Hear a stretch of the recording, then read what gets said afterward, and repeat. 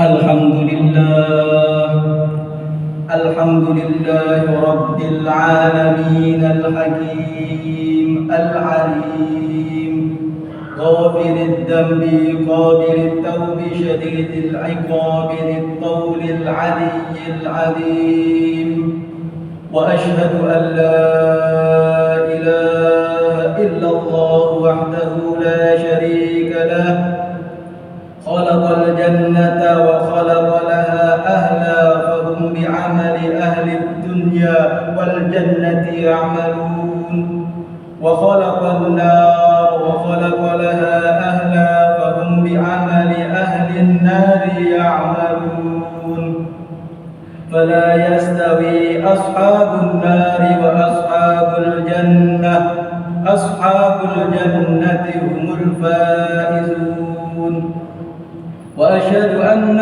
سيدنا ونبينا وقرة أعيننا ونور قلوبنا محمدا عبده ورسوله ونبيه وصفيه وحبيبه وخليله أرسله بالهدى ودين الحق ليظهره على الدين كله ولو كره المشركون اللهم صل وسلم وبارك وكرم على عبدك المجتبى المختار سيدنا محمد هادي الأنام إلى المنهج الأقوم الأرشد وعلى آله المطهرين وأصحابه الغر الميامين وعلى من والاهم فيك واتبعهم بإحسان إلى يوم الدين وعلينا معهم وفيهم وبهم برحمتك يا أرحم الراحمين أما بعد فيا عباد الله فإني أوصيكم وإياي بتقوى الله اتقوا الله حيثما كنتم وأتبعوا السيئة الحسنة تمحها وخالق الناس بخلق حسن قال الله تعالى في القرآن الكريم يا أيها الذين آمنوا اتقوا الله وقولوا قولا سديدا يصلح لكم أعمالكم ويغفر لكم ذنوبكم ومن يطع الله ورسوله فقد فاز فوزا عظيما أيها الحاضرون رحمكم الله. Pertama-tama melalui mimbar yang mulia ini saya ingin mengingatkan diri saya sendiri dan hadirin sekalian untuk senantiasa menjaga dan meningkatkan ketakwaan kita kepada Allah Subhanahu wa taala dengan melaksanakan perintahnya dan menjauhi segala larangannya. Ketakwaan kita akan membawa keselamatan baik di dunia maupun di akhirat. Hadirin jamaah Jumat rahimakumullah, salah satu bentuk ketakwaan kita kepada Allah Subhanahu wa taala adalah dengan ajak melaksanakan sholat 5 waktu, membaca zikir setelahnya dan menutupnya dengan doa Rabbana atina fid dunya hasanah wa fil akhirati hasanah wa qina adzabannar, dengan memohon kebaikan di dunia dan di akhirat serta perlindungan dari siksa neraka. Lalu hadirin jamaah Jumat rahimakumullah, bagaimana caranya agar kita dapat terhindar dari siksa neraka? Rasulullah sallallahu alaihi wasallam telah memberikan petunjuk jelas mengenai siapa saja yang pasti selamat dari siksa neraka. Allahumma ja'alna minhum. Sebagaimana disebutkan dalam hadis sahih riwayat Imam Ahmad, hurrima 'alan nar kullu hayyin layyin sahlin qaribin minan nas. Diharamkan atas api neraka setiap orang yang rendah hati, lemah lembut, mudah serta dekat dengan manusia. Ayyuhal hadirun al-kiram al-rahimakumullah. Hayyin, golongan pertama yang tidak akan masuk neraka adalah orang yang rendah hati dan tidak sombong. Dalam kitab Tajul Arus Al-Hamil Tahdhibin Nufus lil Imam Ibnu Athaillah As-Sakandari. Beliau menjelaskan siapa saja yang termasuk orang-orang yang sombong itu. Wal murad bil mutakabbirin man yaruddal haqq la man yakunu thawbuhu hasanah walakin batarul haqq yakni daf'uhu wa ihtiqarun nas. Orang-orang sombong adalah orang-orang yang menolak kebenaran. Ayyuhal hadiruna rahimakumullah. Kalau kita terbebas dari sombong, maka kebenaran harus kita terima meskipun datang dari orang yang lebih muda. Kebenaran harus kita terima meskipun datang dari lisan musuh kita. Kebenaran harus kita terima meskipun datang dari orang yang selalu kita benci. Karena makna sombong bukan soal penampilan, melainkan sikap menolak kebenaran dan meremehkan orang lain. Hadirin jamaah Jumat rahimakumullah, semua yang kita miliki berpotensi menumbuhkan kesombongan. Kula panjenengan sedaya kedah atos-atos, ampun ngantos merasa lebih terhadap yang lain, baik merasa lebih alim, merasa lebih kaya, merasa lebih baik amalnya, bahkan merasa lebih tawadhu atau rendah hati. Hadirin jamaah Jumat rahimakumullah, merasa tawadhu atau rendah hati yang berlebihan justru bisa menjadi bentuk kesombongan. Seseorang yang tawadhu sejati tidak akan merasa lebih baik dari orang lain. Dengan sikap ini, ia tidak akan pernah meremehkan sesama makhluk Allah yang lain. Dalam kitab Hikam Musannaf, Ibnu Athaillah As-Sakandari mengingatkan kita bahwa man athbata li nafsihi tawadu'an fa huwal mutakabbiru haqqan. Id laisa tawadhu illa an rif'a, fama ta'athbata li nafsika tawadu'an fa antal mutakabbiru haqqan. Siapa yang merasa dirinya telah tawadhu atau rendah hati, berarti ia adalah orang yang sombong. Sebab anggapan diri tawadhu tidak akan muncul kecuali dari sikap tinggi hati.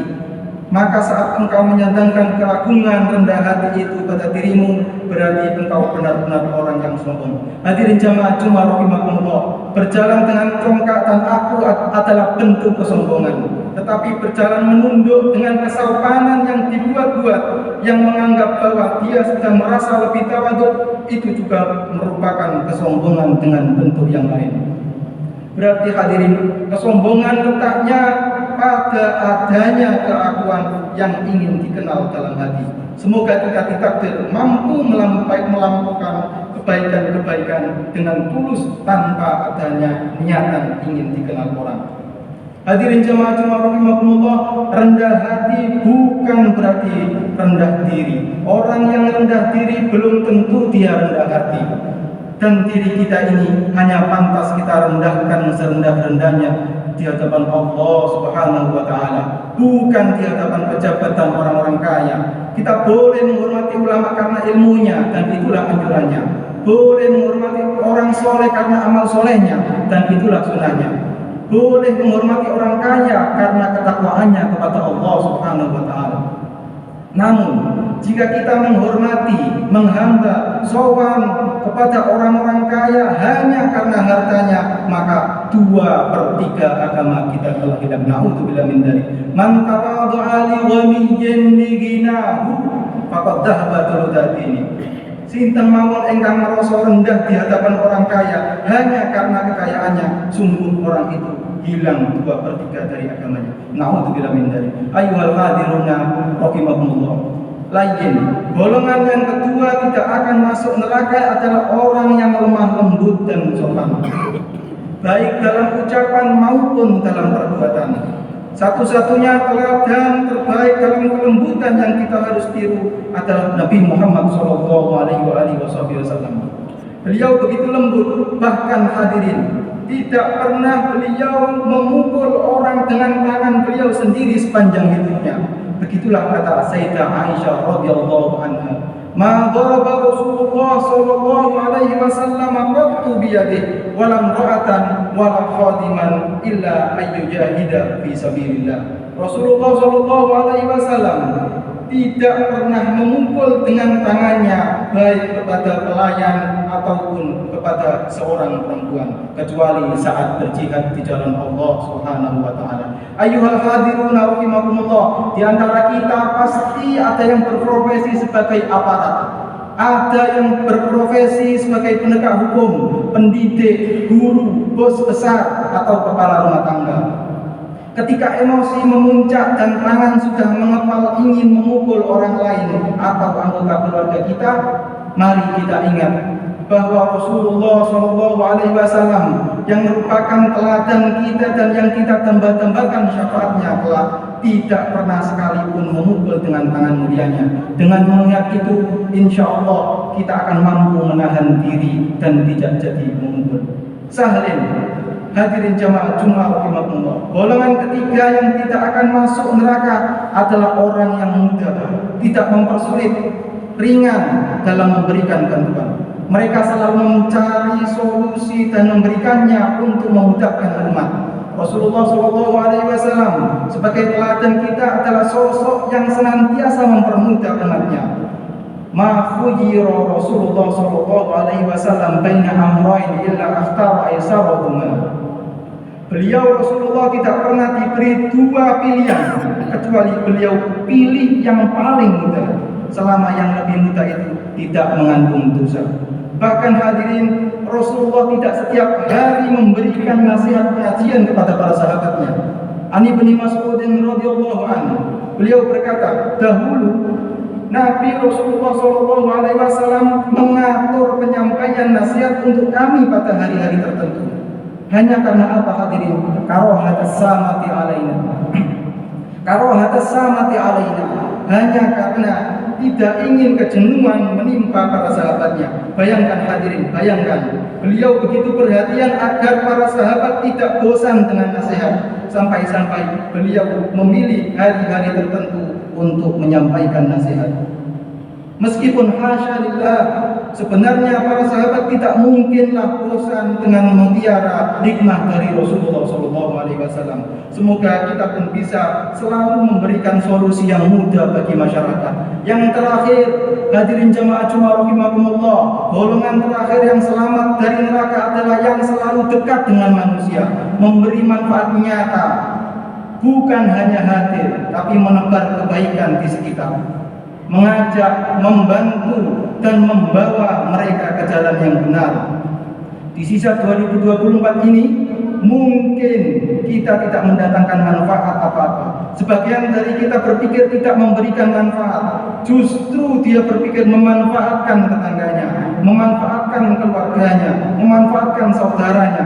Maka mari kita berpikir sebelum kematian datang menjemput dan Israel datang memanggil, monggo sami berpikir apa manfaat yang bisa kita berikan untuk orang lain di sisa 2024 ini. Mugi-mugi yo kita sedaya klebet golongan tiyang ingkang paling bermanfaat kangge sesami, tansah anggap asor, lemah lembut, paring kemudahan lan nyebar manfaat. Lan mugi-mugi yo kita tansah pinaringan rahmat Allah Subhanahu wa taala, diselametkan saking siksa neraka lan dipun paringi panggenan ingkang ing swarganipun Allah Subhanahu wa taala. Amin amin ya rabbal alamin. A'udzu billahi minasyaitonir rajim. Bismillahirrahmanirrahim. Inna a'tainakal kautsar fasholli li rabbika wanhar inna syani'aka huwal abtar. Barakallahu li wa lakum fil Qur'anil azim wa nafa'ani wa iyyakum bima fihi minal ayati wadh-dhikril hakim wa taqabbala minni wa minkum tilawatahu innahu huwas samiul alim. Aqulu qawli hadza wa astaghfirullahal azim li wa lakum wa li sa'iril muslimin wal muslimat fastaghfiruhu innahu huwal ghafurur rahim.